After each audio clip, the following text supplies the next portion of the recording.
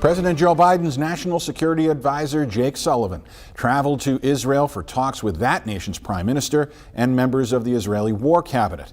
As Skylar Henry reports, the meetings come amid rising tensions between the U.S. and Israel over the war in Gaza.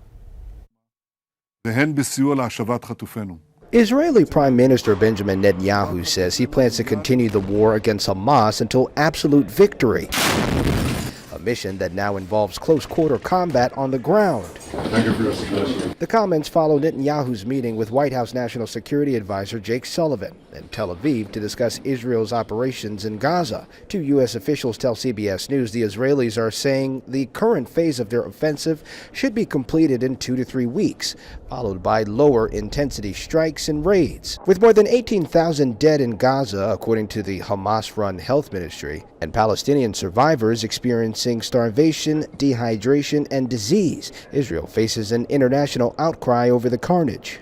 The White House continues to downplay comments President Biden made during a fundraiser this week, saying Israel could lose international support for indiscriminate bombing attacks in Gaza. The president was referring to concerns that he has and that we have, that we know the intent is there by the Israelis to limit civilian casualties and damage to civilian infrastructure, but sometimes the results don't always come out that way. On Wednesday, President Biden had his first face-to-face meeting with the families of Americans taken hostage by Hamas, including the parents of 23-year-old Hirsch Goldberg Poland. I want my son home. I want the other 130 hostages also to be freed. 8 Americans kidnapped on October 7th remain unaccounted for.